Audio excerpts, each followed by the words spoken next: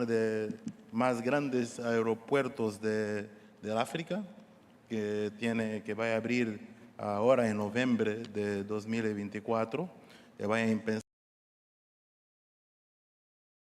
una buena conexión dentro del continente africano. Pero también tenemos otro proyecto muy importante, que es lo llamamos el corredor de Lubito.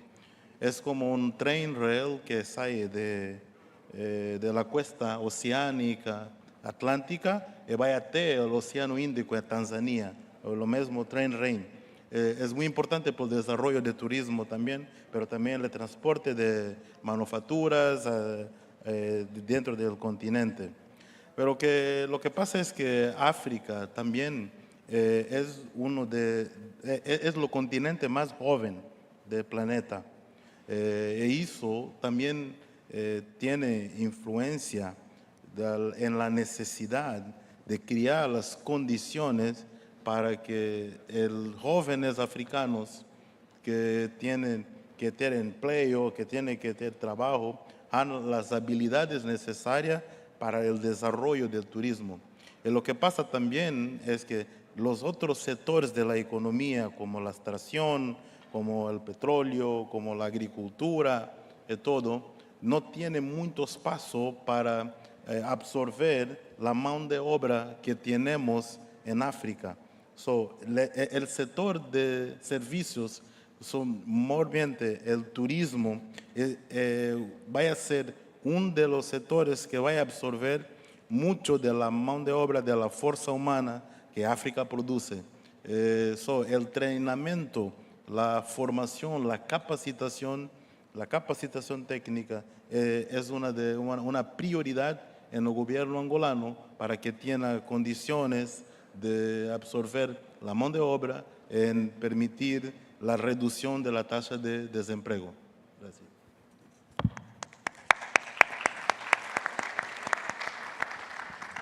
Muy bien, ministro. Seguramente tendremos que hacer ahora cursos en portugués. Eso es una deuda que tengo a nivel personal. Ya sé que Gustavo y Jaime me van a ayudar en eso. Seguramente pronto los podremos anunciar. Rafael, volvemos a la casa, volvemos a Dominicana. Estaba leyendo yo que República Dominicana es el segundo país en América Latina que más empleo genera gracias al turismo. 16% del empleo en República Dominicana se debe al turismo. ¿Cómo sostener esas cifras? Ustedes y nosotros, Onoturismo y Infotep, estamos trabajando por crear carreras técnicas en turismo. ¿Cuál es tu visión, Rafael? Bueno, en primer lugar, nosotros hemos apostado a la educación. En 1980 se creó una institución tripartita constituida por el gobierno, los empresarios y los sindicatos, llamada Infotep. Justamente en esta institución, que no es solo un centro de formación, sino un sistema de regulación de la formación técnico-media, hemos aquí en este territorio, esta provincia se llama la provincia de la Alta Gracia, tenemos una escuela que hemos capacitado más de 15.000 técnicos de la industria turística. También vamos a abrir una escuela en la parte de Sabana de la Mar Miches, que ya en noviembre estaremos inaugurando, de la industria turística, un viejo hotel transformado en escuela. En la provincia sur, Barahona, para el polo turístico que se está construyendo en Pedernales. Y justamente estamos llevando el Infotep a donde vive la gente y no querer traer la gente a donde esté el Infotep. En ese sentido, del 2020 al 2024 hemos pasado de 8 centros tecnológicos que tiene Infotep a 53 en todo el país, así como ha crecido el desarrollo turístico, la economía, ha sido gracias a una política de formación de los recursos humanos. Aquí vemos en este video cómo de parte de la educación se está desarrollando oportunidades para la gente. Es un área de empleo básicamente de jóvenes que han estado en un proceso de abandono de la escuela formal. Cada día es más la deserción. En América Latina llaman los nini, los jóvenes que ni estudian ni trabajan. Nosotros preferimos decirle los sin, los sin empleo y sin escuela, porque hay un deseo, pero en este tiempo de revoluciones industriales, estamos en la cuarta revolución, la currícula tradicional de nuestros sistemas educativos es muy larga. Los muchachos no pueden esperar tanto. Entonces hay que acelerar el conocimiento y nosotros damos más formación, que quiere decir 80% de práctica y 20% de teoría. Eso ha sido exitoso y por eso hoy en nuestra, así igual que Argentina, también tenemos una plataforma virtual donde por la experiencia de la pandemia no se cerró la formación gracias a esa plataforma virtual y ahí impartimos más de 50 cursos desde chef, desde sommelier hasta inglés bien aprendido. Y ahora mismo, en este momento que yo hablo para ustedes, se están desarrollando en la web una cantidad de formaciones, aparte de tutoriales, aparte de capacitaciones breves o microcertificaciones. Por ejemplo, nosotros estamos capacitando a los dueños de, aquí le llaman colmado, en El Salvador y Honduras le dicen pulpería, creo, a un establecimiento que expende productos básicamente al menudeo. Nosotros tenemos 75,000 negocios de esos y estamos enseñando a los empleados a manipular bien los alimentos. Y eso lo estamos haciendo por una aplicación de WhatsApp. Es decir que estamos utilizando las redes sociales, la modernidad, la tecnología y la inteligencia artificial para acelerar el conocimiento y la instrucción. La OIT acaba de emitir una resolución, una declaración, la 208-23, sobre los aprendizajes de calidad. Y en ese sentido, nosotros estamos teniendo éxito en lo que llamamos la formación dual. En este hotel, por ejemplo, y en toda la cadena Meliá y en toda la cadena del Grupo Piñero, el Infotec tiene la formación dentro de las mismas instalaciones hoteleras. Y eso nos permite enseñar, pero a la vez fidelizar con esa empresa y sobre todo disciplinar a los trabajadores del turismo. En síntesis, quiero en este video que ustedes están viendo mostrarles lo que es la parte a donde está yendo el Infotec del futuro, que ya es presente. Los campos inteligentes nuestros para monitorear el currículo, la seguridad perimetral, la ciberseguridad y data center que vamos a inaugurar el próximo 17 de este mes. Y también tenemos una academia de certificación de competencia TIC, una aula polimedia y todo lo que podamos utilizar para que los cursos que antes duraban 2 años puedan hacerse en 6 o 7 meses. Estamos a las órdenes de ustedes, ya estamos recibiendo aquí gente de nuestros países hermanos que vienen a compartir y a recibir experiencia de la formación de la industria turística a través de la educación. Y ahora vamos también para la Academia de Onoturismo. Hemos sido recientemente acogidos como afiliados y damos gracias por esa aceptación.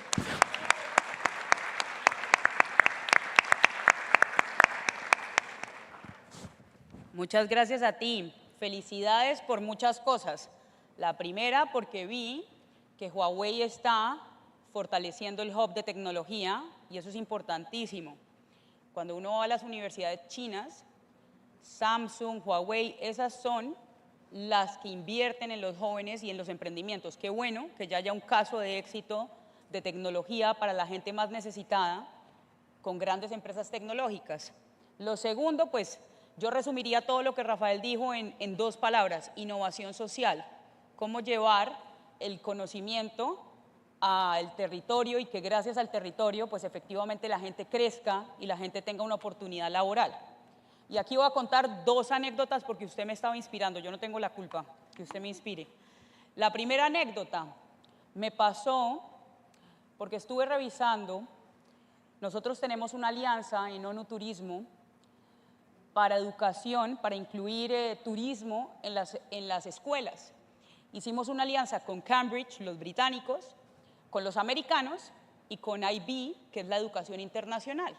Y les voy a contar una anécdota porque yo no sé si ustedes sabían, pero eso me hizo abrir la cabeza frente a algo que dijo Rafael, y es el tiempo que hoy en día se necesita para tener un diploma. Me decían a mí, los suizos, que es la educación por excelencia en el turismo, cuando hicimos esta alianza, a mí se me hacía muy raro. El grado de turismo lo lanzamos ONU Turismo y la Universidad de Lucerne este año en Madrid, y se me hacía muy curioso que durara solo 3 años. Y a mí me parecía que era una locura. Y yo decía, ¿pero por qué un grado tiene que durar 3 años? Yo estudié 5. Y los suizos me decían, pues es que es muy fácil, los jóvenes de hoy no tienen la paciencia, ni tampoco la educación está absolutamente concentrada. Y el futuro de la educación va sobre cuándo soy más competitivo y cuándo salgo más rápido al mercado laboral. ¿Esto por qué lo estoy diciendo? Porque a menor tiempo más competitivo, y si logro salir de una muy buena universidad en 3 años, pues estoy ganando tiempo y estoy siendo más competitivo. Eso me hizo pensar que en mi querida América Latina estamos todavía muy atrás, porque todavía los grados duran 5 años y lo que es peor, cuando hablé con los otros suizos, que son los de IBO, los de la educación internacional, me decían, Natalia, nosotros tenemos colegios por todo el mundo con el sello IB. El sello IB es reconocido a nivel mundial. Todos los niños que terminan con un grado IB, si van a estudiar a Estados Unidos, no tienen que pasar 1 año porque ya sus competencias las han tenido en educación superior, con lo cual terminan mucho más rápido que cualquier niño que tiene educación tradicional. Y esto que contaba Rafael es espectacular porque es lo que nos puede abrir la cabeza, tanto en África como en Américas, para dejar tanta burocracia. A veces hay que contar cosas muy buenas, pero también lo que tenemos que hacer si de verdad queremos avanzar como región y ser más competitivos de verdad. Entonces, buenísima intervención. Now I switch to English because Queen Mulemwa wants to speak today about the skills, the gaps. We're talking about gaps. In UN Tourism, we did a survey 2 years ago, and I have to say that 80% of the bachelors in tourism are focused in hotel administration. That cannot be, of course, because we need to diversify, because tourism is not only about hotel administration, that's good, but it's not the only thing. So, Mulemwa, please, what are the key areas that we need to build in order to diversify education in tourism? What are you doing? And what's, of course, the vision of the school that you are creating in your hometown, Zambia? Thank you so much to you, Natalia, and the team at UN Tourism, first for the opportunity to come here, and then also for the support that you've rendered over the last 2 years. So when it comes to understanding the skills gap and the knowledge gap in the various destinations, it's very important as well to learn the product of the destinations and where the sector is going based on the policies that are at play in both education and in the sector.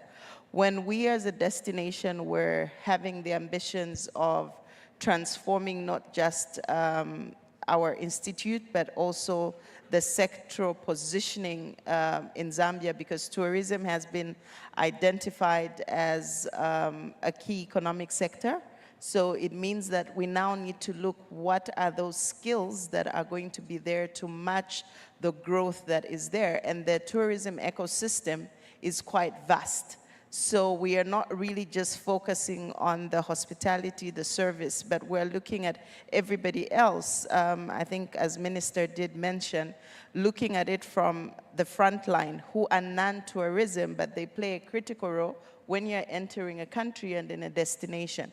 So what we've done was to really have an introspection as a destination to say this is a conversation that is not limited to Zambia alone. And I was very happy when our host minister did start with the pandemic, because that is the zero stat line that we are all starting from. The pandemic really brought every destination to a zero start line. It didn't matter what infrastructure you had, it didn't matter what attractions you had. We all stopped at the same time, and the most significant impact was not on our facilities, it was on our people. So now what happened was that we realized just how illiterate as a sector we were. And looking at now going into recovery, Africa was closed off to the world. And now we are looking, as we are being intentional about this recovery. Right now we are here in the Caribbean, where we're trying to establish working relations.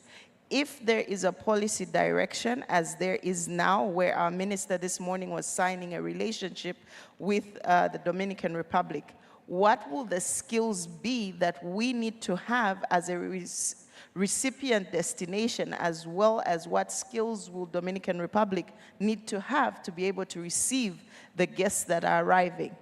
That is something that we need to now not deal with on, with a blanket approach, but on a case-by-case basis, because the demands from the market here will be very different from the Chinese or the Japanese market.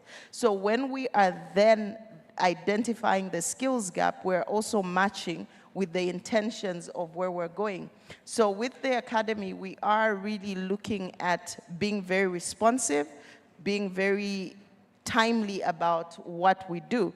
The last thing that I was going to discuss was we've got an intervention that we've put across, which is establishing a platform of dialogue that brings together educators and industry, which has been a very significant gap, especially in tourism development, where the engineers, the medical practitioners, everybody else has conversations about the skills and knowledge gaps. With us, it seems education was the driver for what we were learning.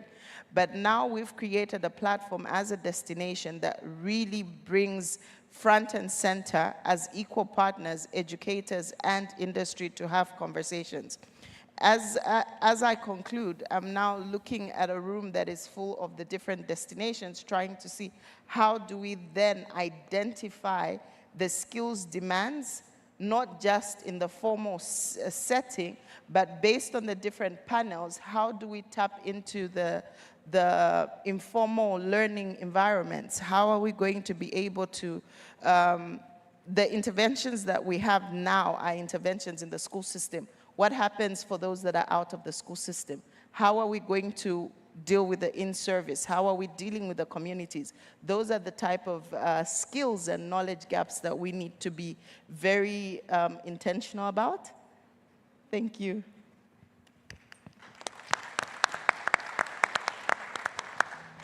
Thank you so much, Mulemwa.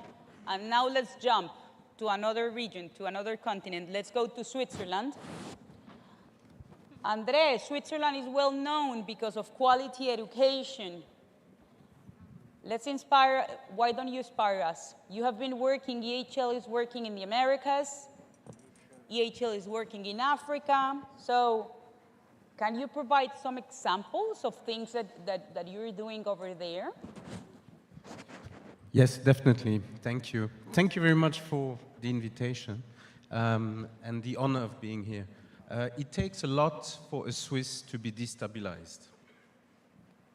I've been destabilized on a regular basis since yesterday. Yesterday I got inspired. Thank you very much. there was a dynamic in this room which I loved, and I believe that we Swiss can learn a lot, we can learn from each other, and we can grow together.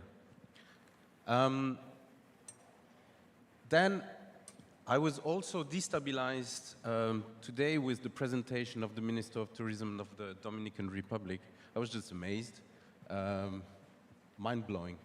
The willingness, the dynamic, the enthusiasm, the capacity to convey a message in such a clear manner, convincing manner, I learned a lot. So thank you very much for that. And this is also very inspiring. So I was totally destabilized. Now the third element for which I was destabilized, but that is very Swiss, is the very fluid, creative timekeeping of the agenda.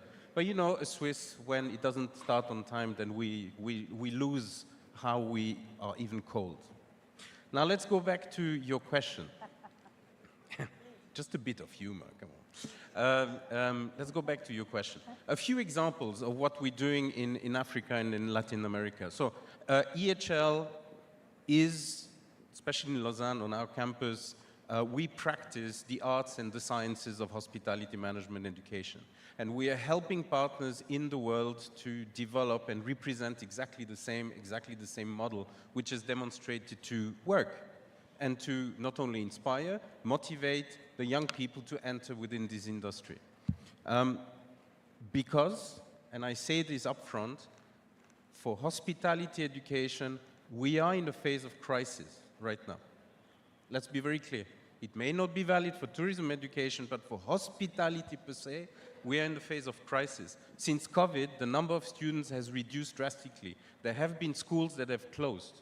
There are projects that are being put on hold, large projects of hotel schools that are being put on hold, because there is currently a lack of attractivity within the hospitality industry. So I would say the inspiring part should come from the industry, from the various players. It starts with the owners, the investors, the management companies, as well as the trade association, who need to work together to start inspiring again and changing the working conditions within this trade. So that being said, we are working with the Moroccan government. We have a Moroccan representative here who talked very well yesterday, and we're working at two levels. At vocational education level, we've developed a license, which is called VET by EHL, which is a turnkey solution, which works on a learning management system that is available in different languages, even Chinese, Spanish, Italian,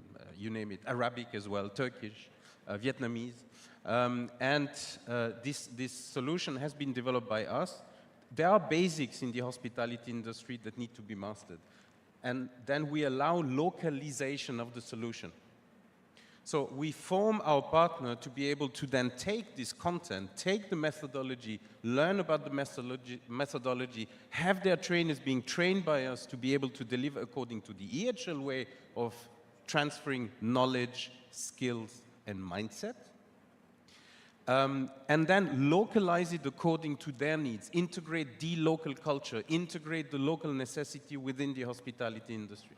Because we Swiss, we're just Swiss. There is a Swiss way of delivering hospitality, but there are millions of ways of delivering, and there are needs which are specific to each country. So we absolutely have to allow this localization to happen.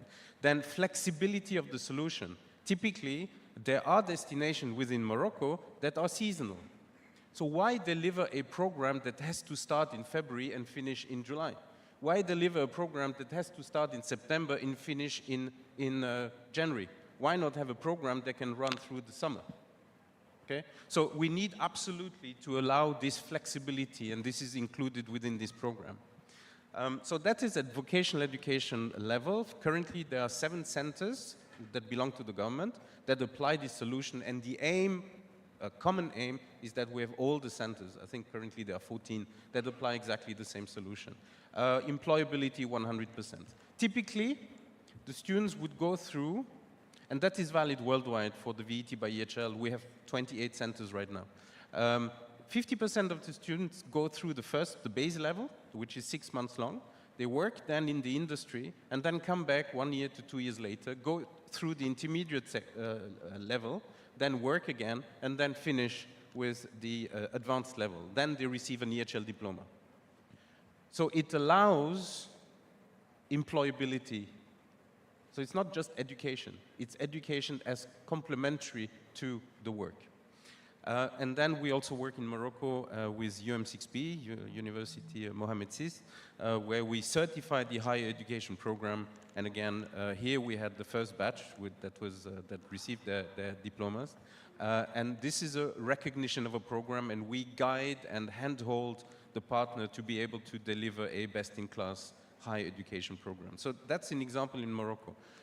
Then we have work in Brazil, in a university there in Brazil, and again, adaptability. The market said, well, there is the need to develop a program, bachelor program, but part-time for people who are at work. Otherwise, this program will not succeed. Now, this is completely different than the bachelors that we offer in general. So we develop a bachelor specific for the Rio and the Brazil situation. And so this is this willingness and capacity to listen to the market and to adapt to what the market really needs and come up with the base of the quality and the excellence, I would say, of Swiss education. You mentioned it earlier, and represented and put in place in local conditions.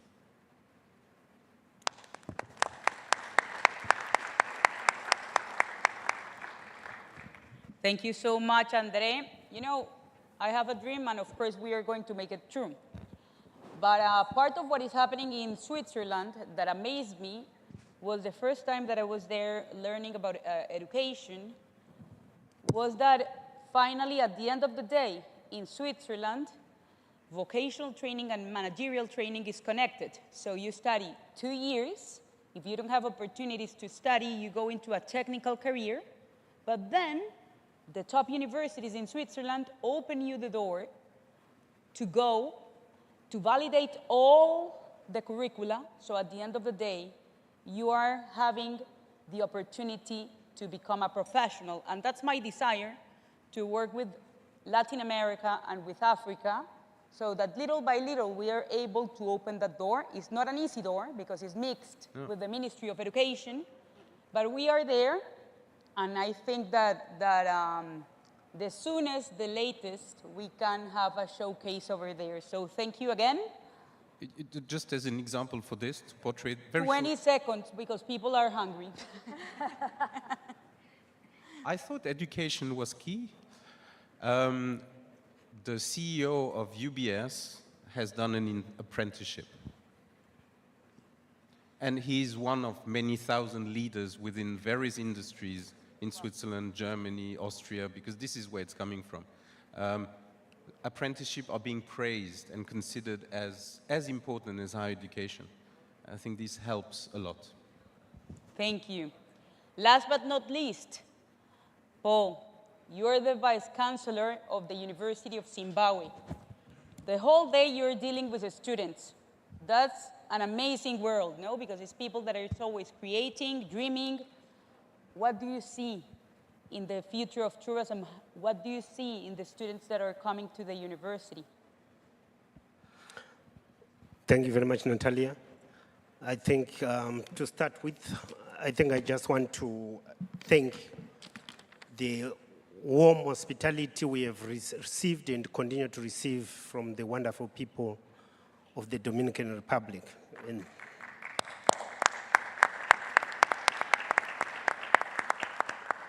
I would also want to acknowledge the leadership we've continued to also receive from the UN tourism. And thank you for honoring us by bringing us here. Now, talking about the education. What we have done, I just want to be short in the interest of time. I know I'm between lunch and the people's lunch and this session. In Zimbabwe, what we have realized we needed to do was to change the purpose for education, the philosophy of education. So this was done right from the top.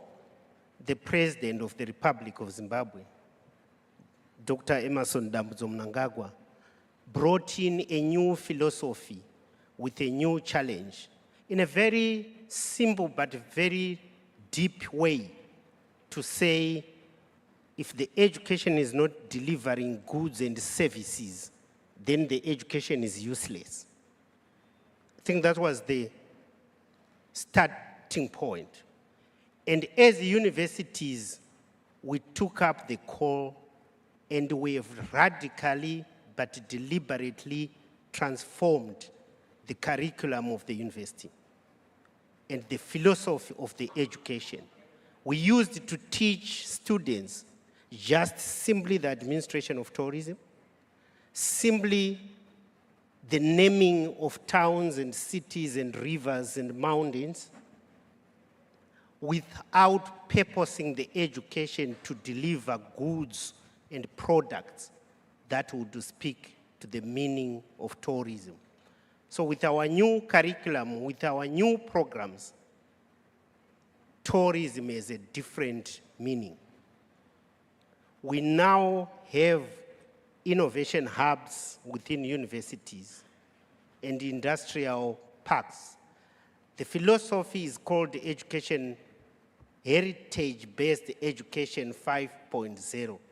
The heritage-based is working with nature, working with what we have, working with the power of the most important assets, our people.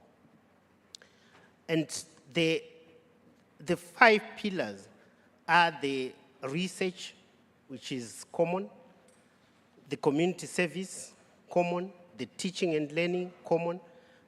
Then the innovation and industrialization has not been common. So our meaning to innovation, our meaning to industrialization, that angers on science, technology, and innovation brings a whole new thrust to tourism. We're now working on generating new content for tourism.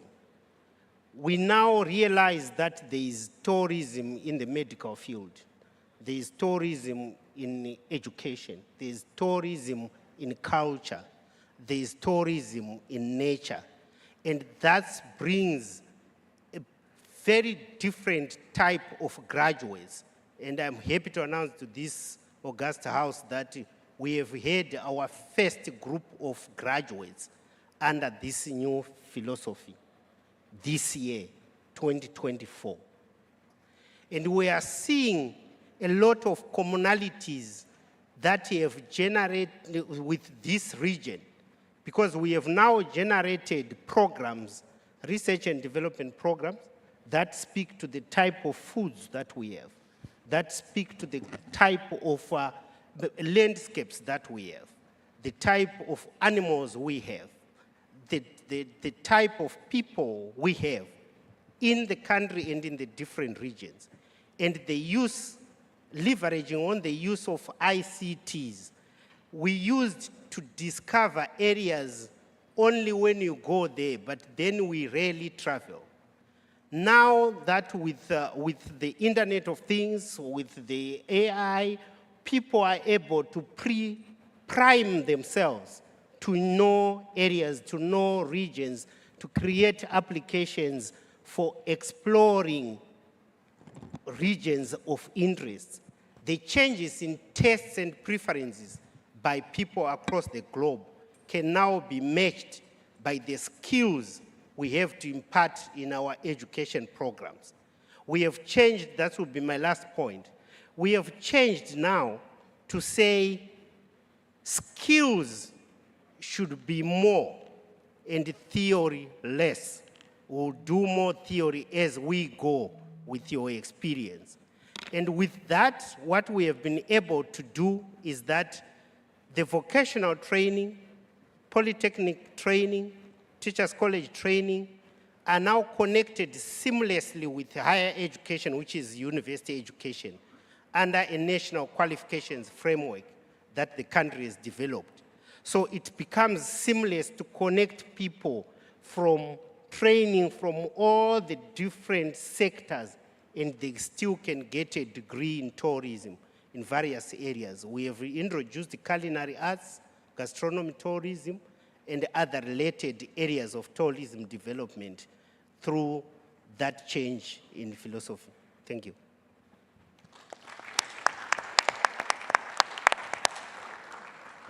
Thank you so much, Paul. You made a very important point that is hyper-personalization, ¿no? That's a challenge. Quizás la educación turística es la más compleja de todas. 1.500 millones de personas, 1.500 millones de clientes. Educar para servir a 1.500 millones de personas es absolutamente complejo. Así que el mundo está en nuestras manos, la educación del mundo está en nuestras manos. Mil gracias a todos ustedes, panelistas de lujo.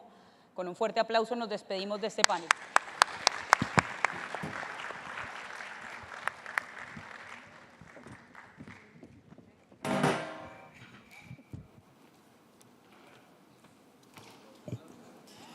Coincidimos con la señora Natalia Bayona, directora ejecutiva de ONU Turismo, con que es un panel de lujo. Ha sido de gran provecho poder escuchar cada uno de sus pareceres, señoras y señores. Y a continuación no nos hacemos esperar y pasamos al panel de cierre que estará, no sin antes pasar a compartir o capturar más bien una fotografía que dejará inmortalizado este momento de panel.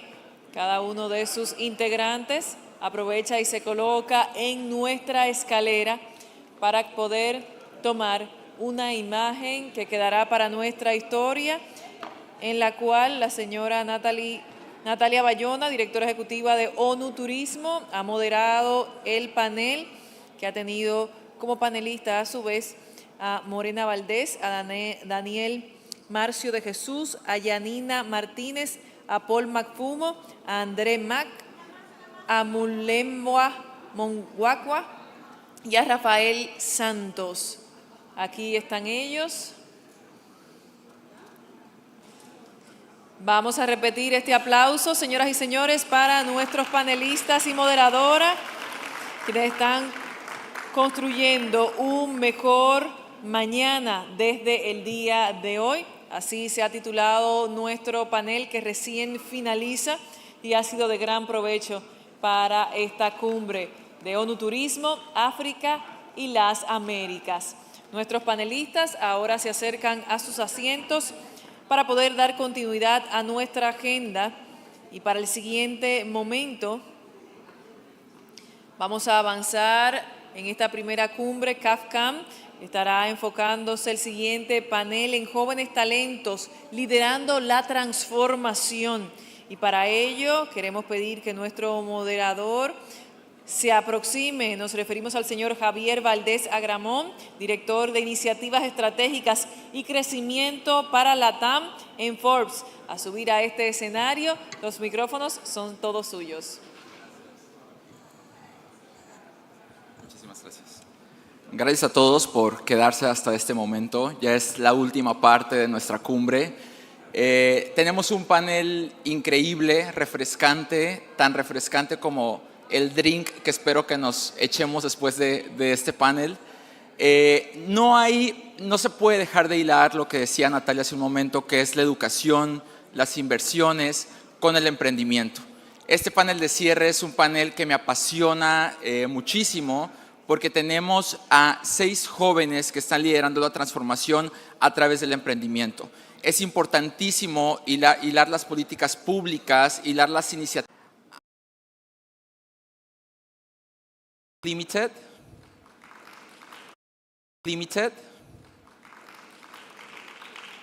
Cantal Baker, founder of Picala Bikes in Morocco. Andrés Bisonó, founder of SOS Carbon from here, Dominican Republic. Miguel Ángel Carvajal, founder of Get Up and Go from Colombia. And Tuta Petrus, founder of Kamatjona from Namibia.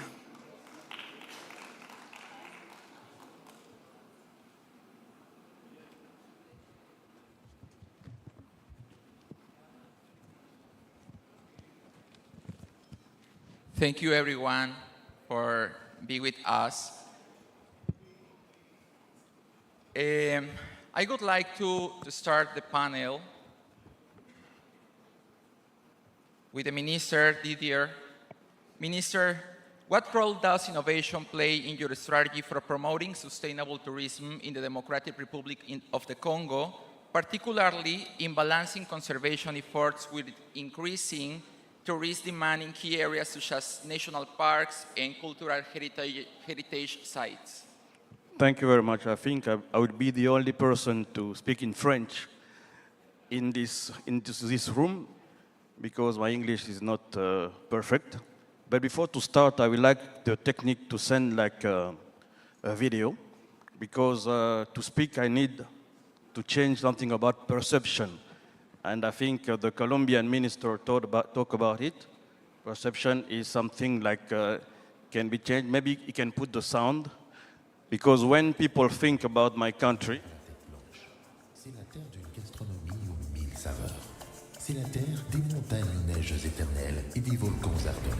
C'est la terre d'un majestueux et puissant fleuves innombrables affluents et confluents, traversés par des rivières et des lacs à la beauté paradisiaque, offrant un spectacle que vos yeux ne pourront voir nulle part ailleurs. C'est la terre des minerais stratégiques qui abreuvent la technologie mondiale. C'est la terre de la grande forêt tropicale humide, poumon écologique de l'humanité, avec ses gardiens détenant les secrets ancestraux. C'est la terre de Zingakuvu, de Kimpavita, de Kimbangu, de Lumumba. C'est la terre de l'ambiance et de la rumba. C'est la terre de l'élégance. C'est la terre du combat du siècle. C'est la terre de l'hospitalité légendaire. C'est le cœur de l'Afrique. C'est la République démocratique du Congo. Explorez la RDC. Cœur de l'Afrique.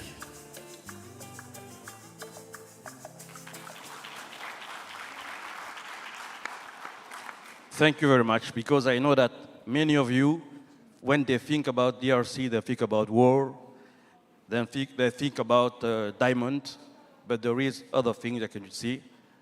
Je vais parler maintenant en français.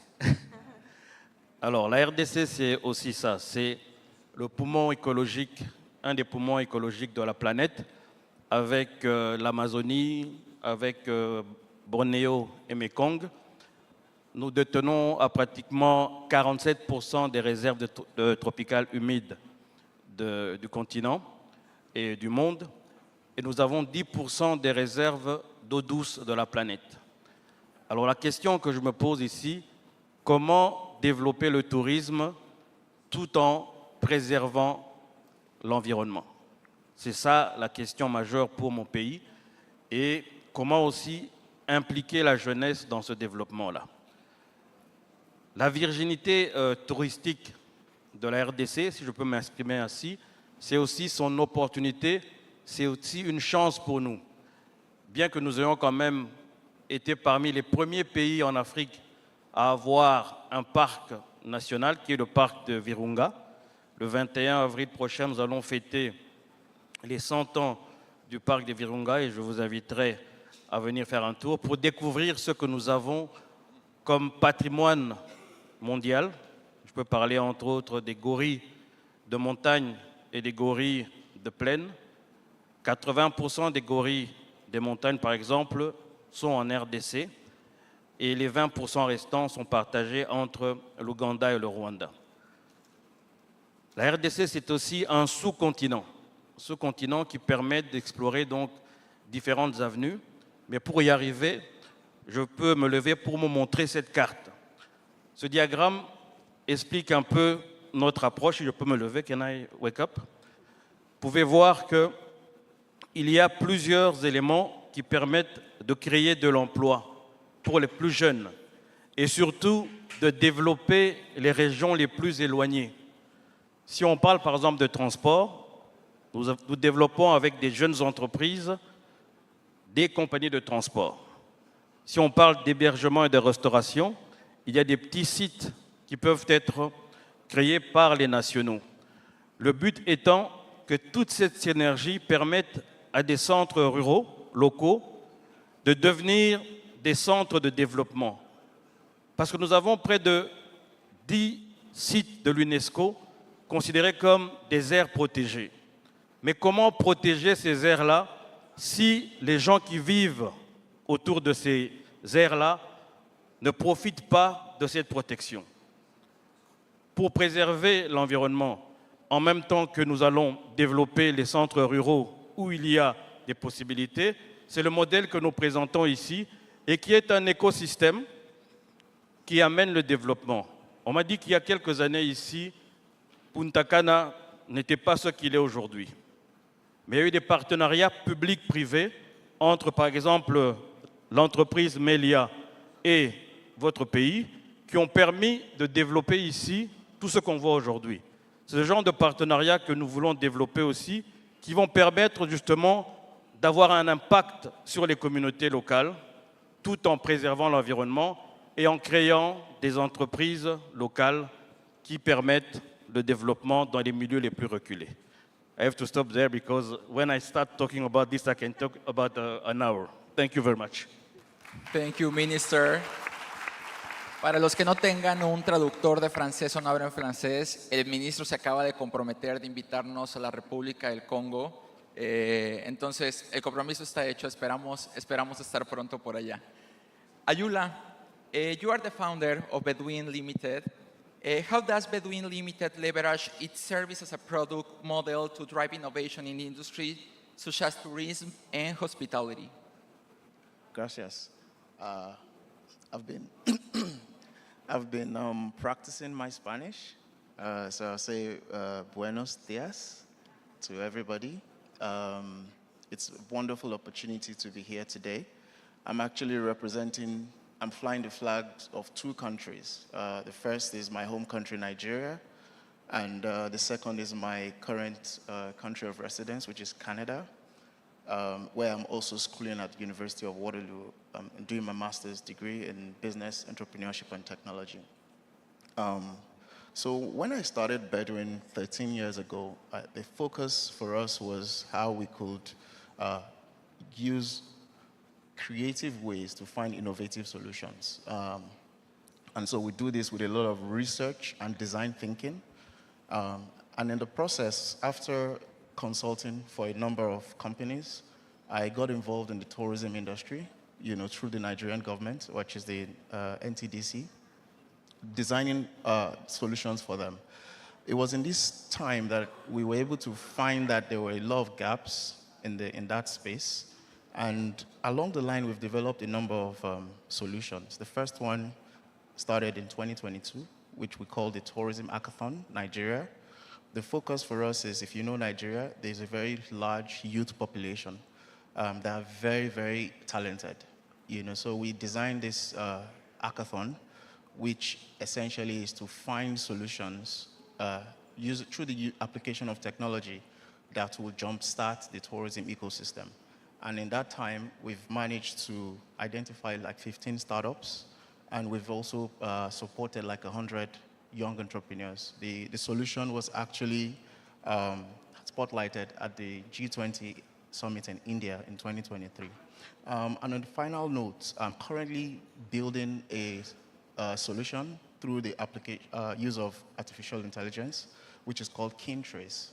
For us, we've seen that there is a possibility for Africans in diaspora to be able to trace their ancestry. And we can't do this without aggregating a lot of data. So we're currently incubating this at the University of Waterloo in Canada. And it might interest you to know that we've also now found that it's not just an African problem. Apparently, immigrants, people migrate every day. So I've spoken to people from Pakistan, India, China, the Philippines, Colombia, Guyana. All of these people are looking for possible ways to tell their stories, through a platform, which is essentially what we're building out with KinTrace. So those two solutions are those ones that focus on tourism, culture, and the preservation of heritage. That's what we're building at Bedouin. Thank you. Thank you, Ayula. The use of technology to grow and raising the bar constantly in the entrepreneurship is very important. And in the following of the same line, Andres, you are the founder of SOS Carbon. Please tell us like an overview about SOS and how does SOS Carbon's innovative technology for sargassum contribute to both environmental sustainability and carbon offsetting efforts, essentially in coastal regions heavily impacted by sargassum blooms? Gracias, Javier. Me voy a mantener en el español. Gracias, ONU Turismo, por tenernos aquí y, bueno, por también reconocer nuestro trabajo a través de los años. Gracias a la República Dominicana en su representación del ministro Collado por siempre abrir las puertas no solamente a emprendedores, pero también pues, al resto del mundo, dando un precedente en lo que es la República Dominicana y cómo seguimos impulsando nuestro turismo, nuestra economía. Me voy a enfocar en lo que es cierto, el lenguaje, el punto central de esta cumbre, que entiendo uno de esos puntos es la inversión y cómo seguimos impulsando el turismo. Un lenguaje común de los inversionistas, indiferentemente del idioma, son dos puntos centrales. Es el retorno y el riesgo. Y el cambio climático afecta a ambos. ¿Cómo? Si tenemos impacto de huracanes, invasiones de sargazo, pérdida de la biodiversidad, incremento de enfermedades, entre otros, pues eso afecta directamente un incremento del riesgo en lo que es la inversión cuando nos enfocamos en los diferentes turismos, en los diferentes destinos. Ese riesgo, cierto, siendo aún mayor para regiones como el Caribe, vulnerables a lo que es el cambio climático y aún más a estos riesgos. Pero también puede representar una oportunidad. ¿Por qué una oportunidad?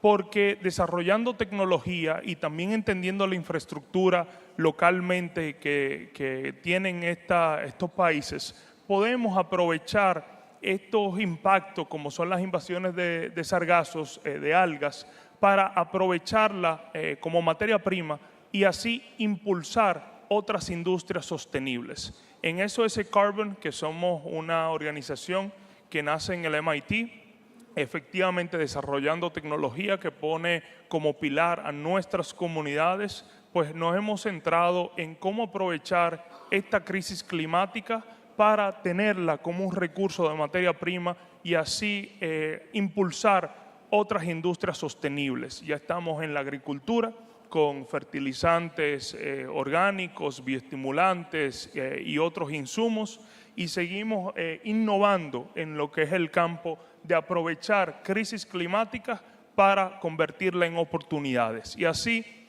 pues posicionar a nuestros destinos en lo que es ser más atractivos para incrementar el retorno y disminuir el riesgo. Gracias de nuevo por tenernos aquí. Muchísimas gracias, Andrés. Creo que todos hemos visto el incremento justamente del sargazo en las diferentes playas del Caribe y hace un momento platicando con Andrés, nunca he tenido el gusto de estar en África, pero me decía que es parte de lo que comparten ambos continentes y esta huella del impacto ambiental que estamos teniendo hoy en día se está viendo reflejada en lo que está tratando de solucionar justamente la compañía de Andrés. Siguiendo en la misma línea, siguiendo con el tema de impacto social y siguiendo con el idioma español, Miguel Ángel Carvajal es el co-founder de Get Up and Go Colombia, una compañía que está buscando rescatar las zonas post-conflicto en Colombia. Él creó una solución junto con su equipo que justamente está impulsando el recibir a jóvenes de diferentes lugares del mundo a tener una estancia en esta región, generar inclusive alguna actividad de voluntariado. Miguel, platícanos por favor cómo una solución como Get Up and Go integra este modelo de turismo sustentable con todos estos esfuerzos de regresar la paz a la región en donde tú estás trabajando y cómo un modelo como este inclusive se pudiera replicar en otras partes del mundo. Okay, thank you so much for that question. So something really important before answering the question is to give a context to it. So I come from Colombia, the second most biodiverse country in the world. You are all invited to the beauty of nature and the warm hearts of people. But well, definitely if there's the beautiful things like Cartagena, Medellin, and Bogota, there's also problems like in every country. But especially in the southwest of Colombia, the area where I'm from, we had bigger challenges. Actually, some of the guerrilla groups that were part of the armed conflict were born in my region, and then the conflict is very, very, very strong even in some of these times. So well, we're walking to peace, and then there was some areas that were war zones before, but that now are safe, secure, and that they are beautiful. So what we're trying to do is to bring tourists to these areas. So I think that the beauty of tourism is its transformative power. And for that, I want to tell you how tourism used to be 8 years ago when we started and how it is now.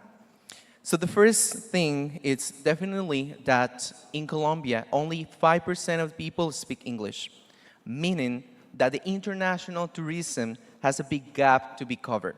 For that, we started to partnership with universities who taught languages, English and French, in order for them, university students, to be guides for the international tourists that we were receiving.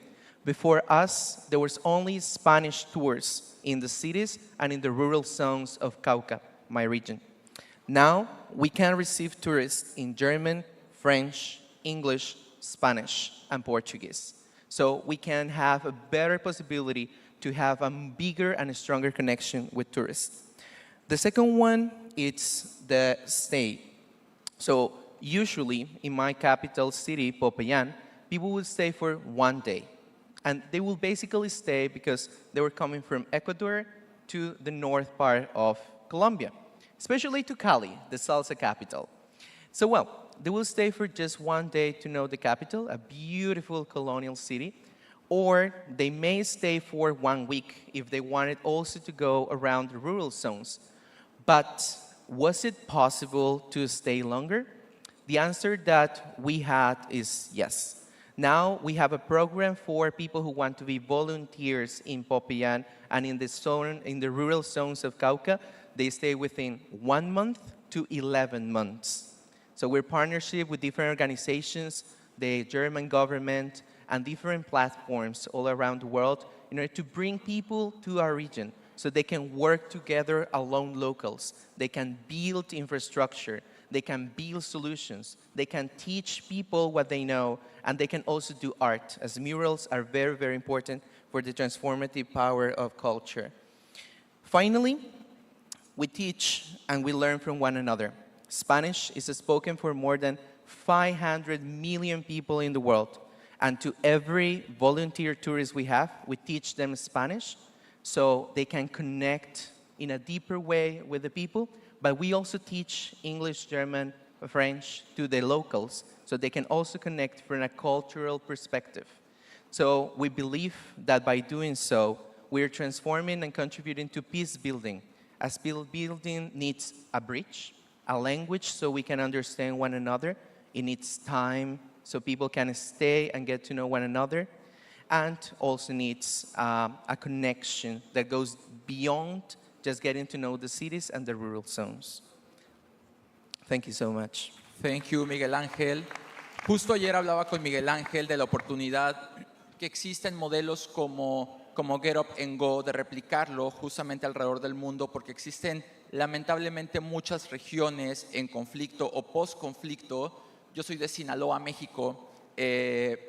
No necesito decir más, ¿no? Y entonces creo que justamente modelos como este son ejemplares para levantar otra vez y reintegrar inclusive el tejido social.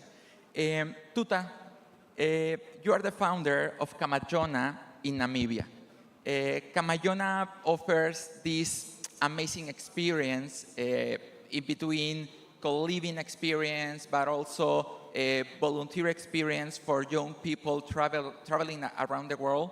Please tell us more about Camayona, and please share with us some examples of how Camayona's model have a good impact and transform the life of local communities. Thank you so much for having me here. By the way, Camayona means muchacho in Spanish. and that's the only Spanish word I know. So, yeah, so Camachona, we specialize in long stay tourism because we believe this is more sustainable. We really believe in we are all about the community. We believe in the power of collaboration. So we offer, we have a co-living space and also offer tours, experiential safari tours.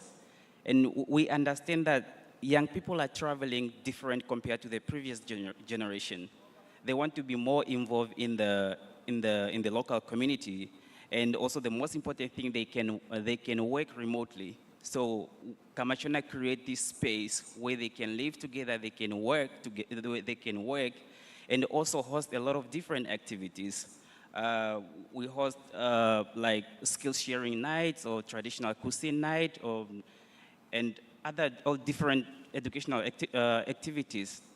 So the aim is just to bring them closer to the community, and also for them to connect with the locals.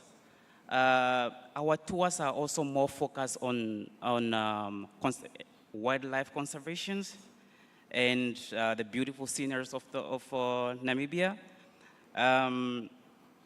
I don't know if anybody who's familiar with Namibia realizes that the country is more about the wildlife and a big land.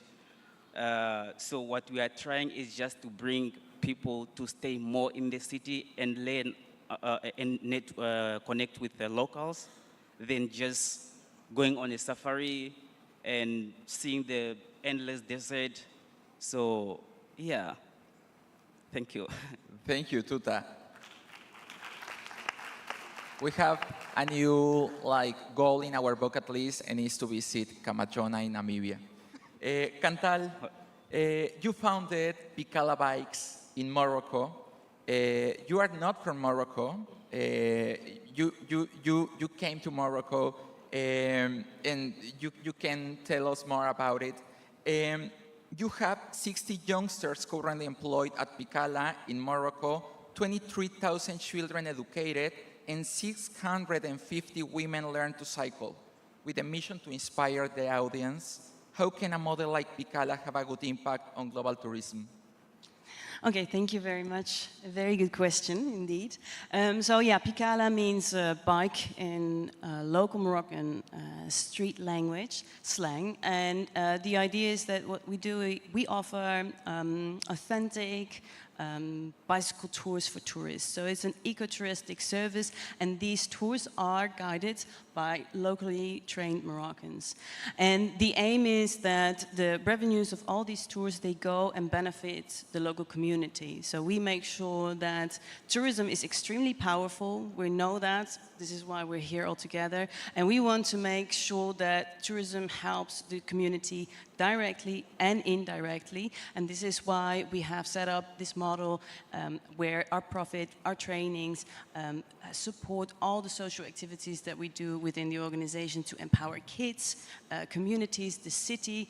Morocco is a very high, has a very high density in the cities. So over 60% of the population lives already in cities. That's very high. And so cities are under a lot of pressure.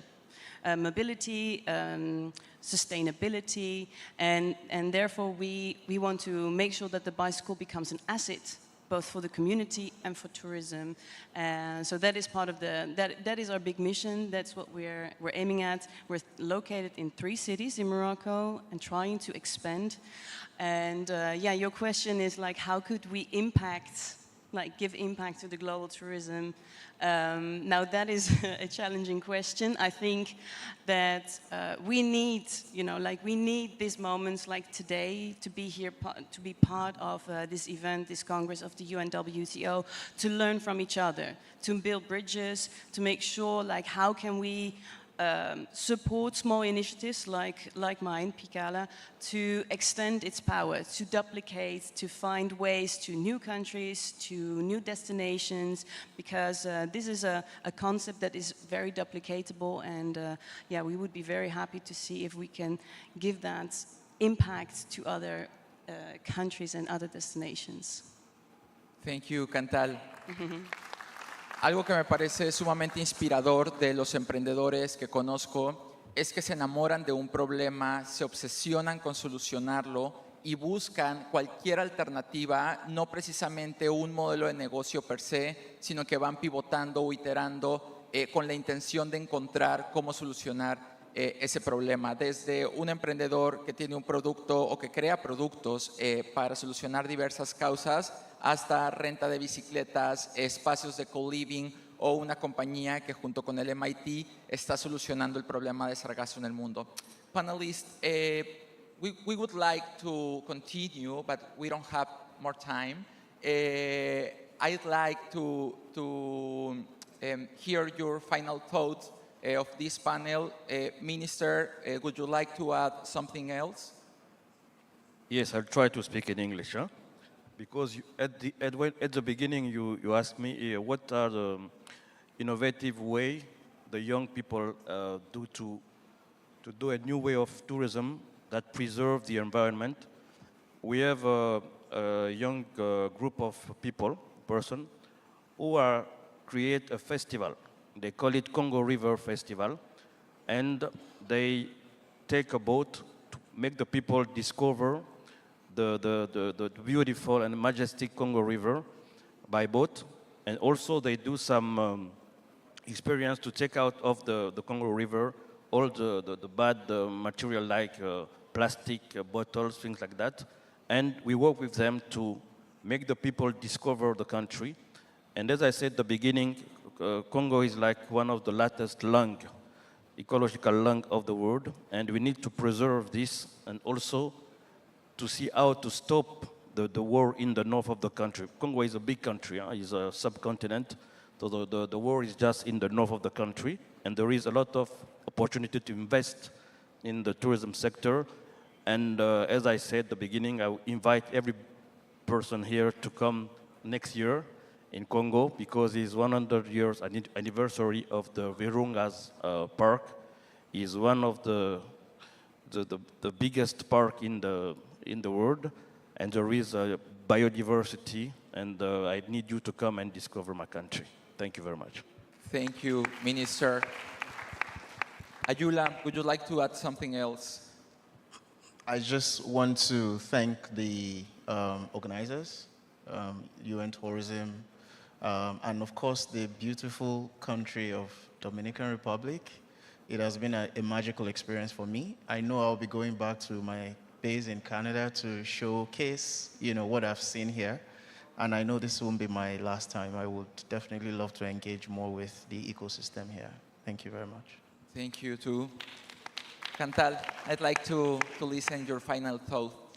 Yeah, I think it was very inspirational to be here and also to meet other very interesting entrepreneurs that are really trying to bring a different story to tourism and have more inclusivity and social impact in their scope. So I think it's very important to acknowledge them and to support them. I think our challenge is really like, how can we scale this?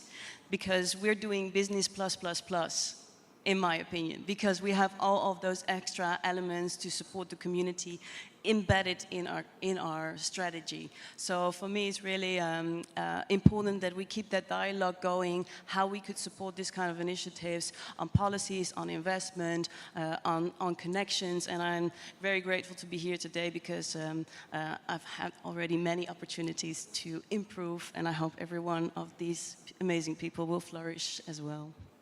Thank you, Cantal. Andrés, ¿te gustaría agregar algo más?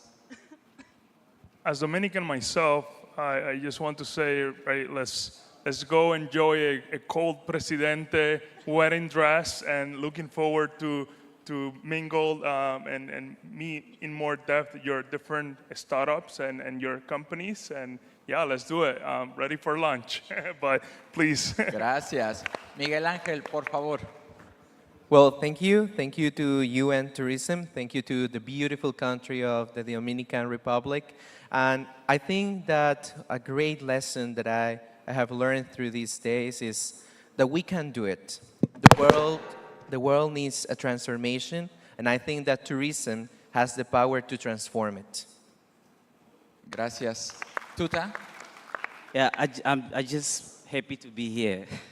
I really appreciate the invitation, and a lot of people from my regions, young people, they don't really get opportunities for invitations, big platforms like this, and I really appreciate this opportunity.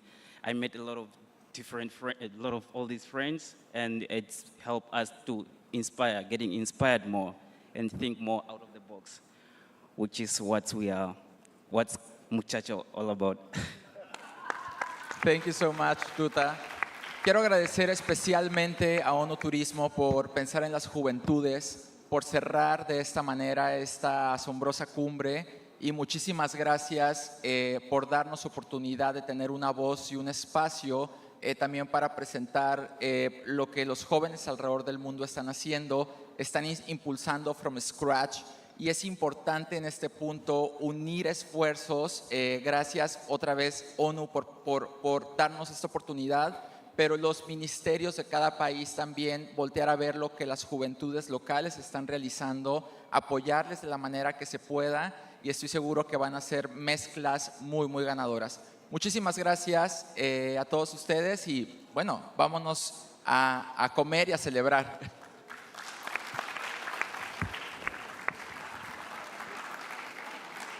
Gracias, muchísimas gracias a este panel de jóvenes talentos liderando la transformación. Pedimos por favor a nuestros panelistas que pueden pasar al centro. Hacemos una última fotografía rápidamente, por favor. Nuestro moderador, el señor Javier Valdés Agramón, director de Iniciativas Estratégicas y Crecimiento para la TAM en Forbes.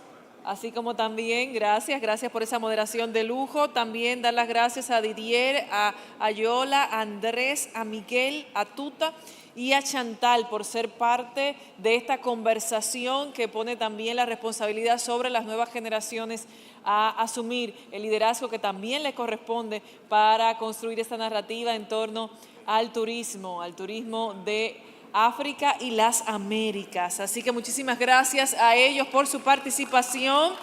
Y ya para despedirnos, tenemos que hablar de los siguientes pasos a dar. Así que yo quiero pedir que por favor nos acompañe en este escenario el secretario general de ONU Turismo, el ministro David Collado, el señor Gustavo Santos, la señora Elisa Grandcourt, la señora Natalia Bayona y el señor Carlos Peguero, porque queremos compartir con ustedes nuestro próximo destino. ¿Quién será el país anfitrión de la próxima cumbre ONU Turismo? África y las Américas, así que nuestros anfitriones y líderes se colocan en este momento porque haremos entrega al país anfitrión de la próxima cumbre. Para ello queremos pedir por favor que nos acompañe el ministro Rodney Sikumba. Y es que nuestro próximo país anfitrión es Zambia. Aplausos, señoras y señores.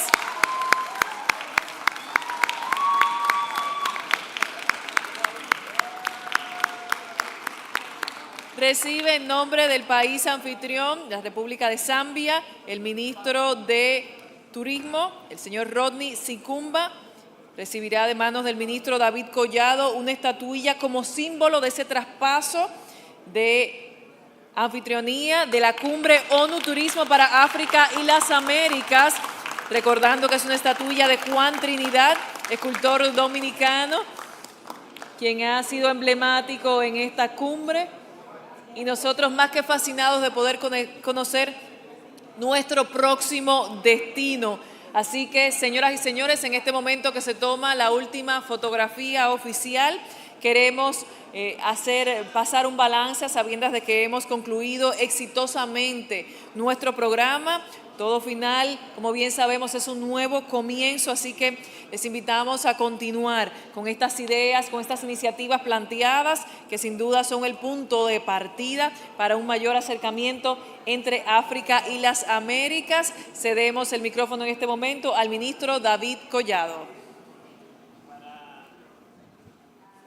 Para nosotros, la República Dominicana, es un gran honor que esta primera iniciativa de una reunión ONU Turismo entre dos continentes el americano y el africano, no se quedara aquí, sino que estamos haciendo el traspaso. El año que viene va a Zambia.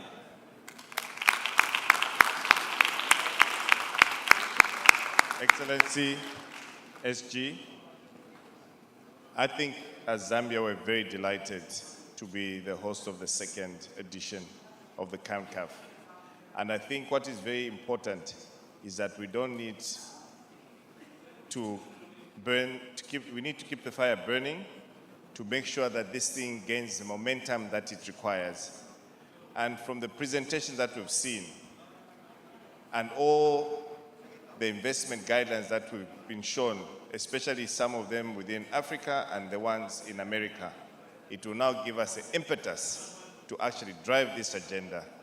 As we always say it in Zambia, if it ain't fun, it ain't tourism. Americans, welcome to Africa. Thank you very much. Dando desde ya la bienvenida a las Américas hasta África, enhorabuena. Palabras ahora del señor secretario general. Cerramos. Ok. Como decía querido Javier, no hay mucho tiempo, pues vamos a terminar. Hay mucho tiempo, pero nos espera playa, nos espera comida y agradezco a todos dominicanos y dominicanas para este gran evento y vamos, y we will miss you, all of you. And I'm sure that all participants will miss Punta Cana and the Dominican Republic. Thank you, all of you, again, to make us so happy because tourism is industry of happiness. And we are here in another great destination, which is absolutely different, absolutely unique and authentic is Zambia. I'm very thankful to the Minister immediately to decide this afternoon to bring all of us, and we will be much more, and to write second page of this history and the story, and we will bring the world closer. In Victoria Falls, in Zambia, in Livingstone, and the places will be limited. Be hurried to be there.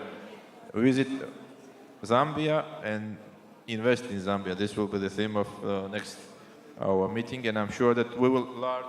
And after this meeting, there will be more and more interest for this nice and wonderful meeting. Thank you, dear Minister, dear friends, and see you in Livingstone.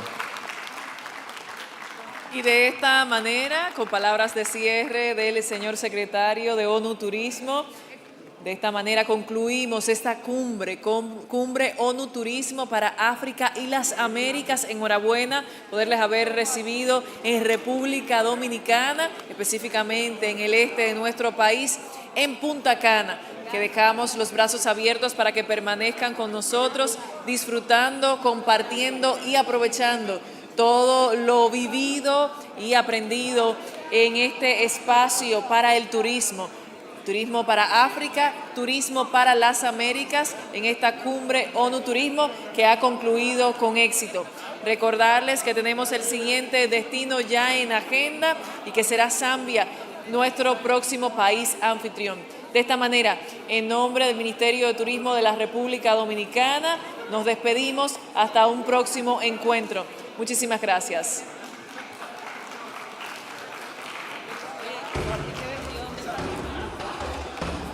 Explore and experience the magnificence that is Zambia, a thrill-seeker's paradise blessed with some of the most breathtaking adrenaline activities on Earth. Choose from whitewater rafting to gorge swings to bungee jumps and set your inner superhero free. If being up close and personal with nature is more to your liking, then we have just the thing for you.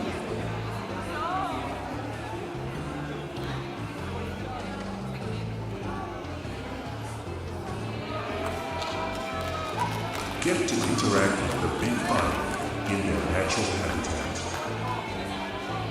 Fine whining and dining, we hear you say?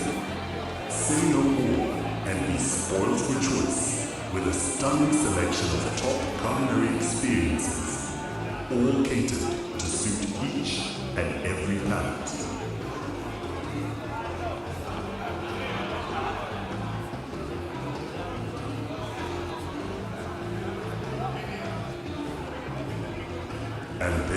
the nightlife. Grab a drink. Surrender yourself to the ebbs and crescendos of an irresistible beat. Say cheers and get ready to dance the night away, all in the company of the friendliest people you will ever meet. Immerse yourself in the rich culture, movements, colors, pulse, rhythms, and energy that make up the unique fabric of Zambian society. Be sure to acquire a piece of exceptional Zambian craftsmanship and artistry to remind you of your stay.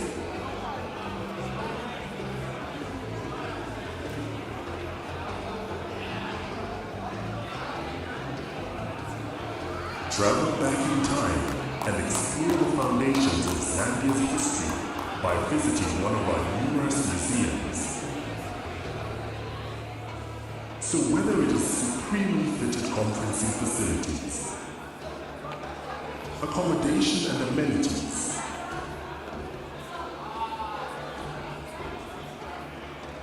wondrous water bodies,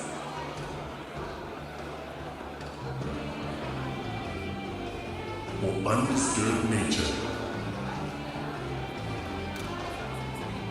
this is your best destination. Zambia, let's explore.